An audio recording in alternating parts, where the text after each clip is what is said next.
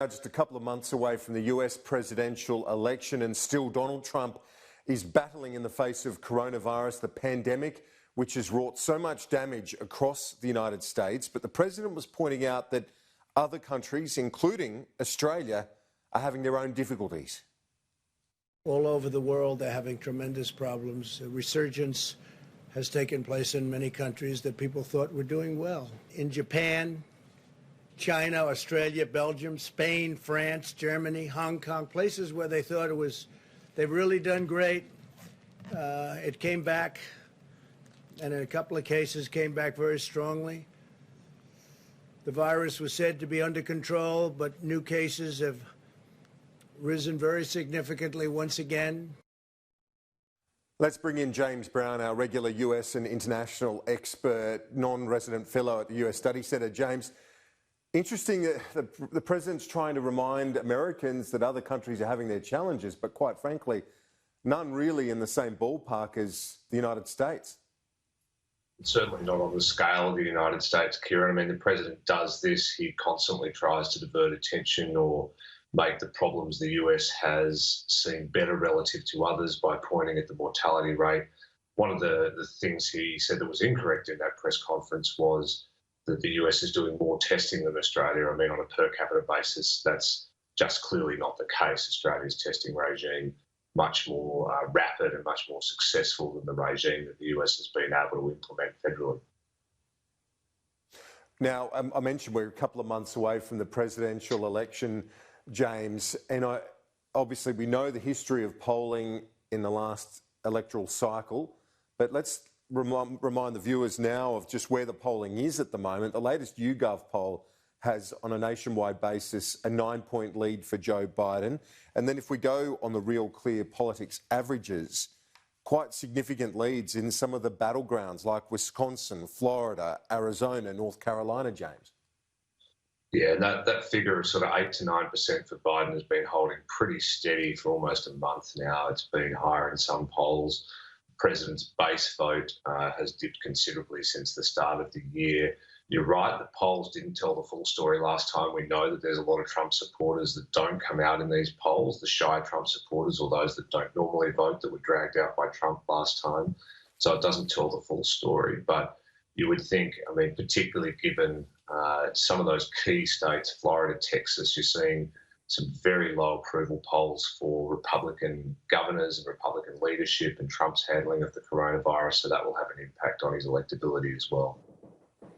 And James, I guess the other challenge is, well, there are many, but for Donald Trump last time, the mobilising of the base, getting that energy, the momentum, the rallies were so important, but he's a bit hamstrung on this facet this time. The other element is the economy, which is absolutely copping it in the face of the pandemic, but that, up until this point, has been his strong suit.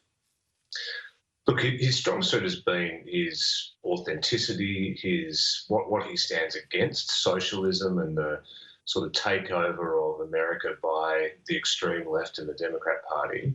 And those voters won't shift from him. They'll vote for him regardless. But the voters that have shifted are those who had a lot more hope about what Trump would be able to achieve, who believed that he might be the wild card that could reset America's position internationally, that could reset the American economy, that could get a better life for them and their families. Now, it hasn't kind of worked out that way. He's been successful in the things he's stood against, but when he's tried to implement policies, it's been chaotic and at times shambolic. And his calling card was the surging US economy and surging US job numbers. Well, that's all fallen apart now because of coronavirus.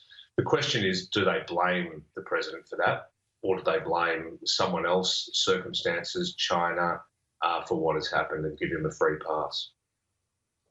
And so much, as always, when you talk about a voluntary voting system, is who shows up on the day, whose voters are more motivated.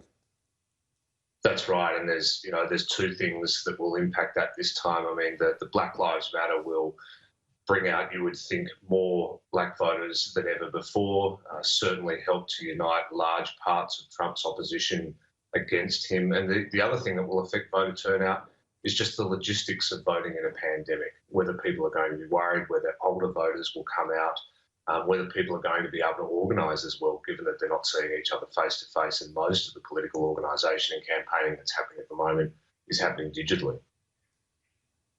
And surprisingly, we did see a face-to-face meeting of our defence and foreign ministers this week. Do you think that the ministers got the right balance, both looking at the communique and what was said at the news conference? Because I think that there was some qualification of the very tough language, which we should remember normally communiques are drafted by the host nation and then obviously discussed. But the language then in the news conference, it seems to me, was just, you know, putting a little bit of nuance to what was in that statement, James.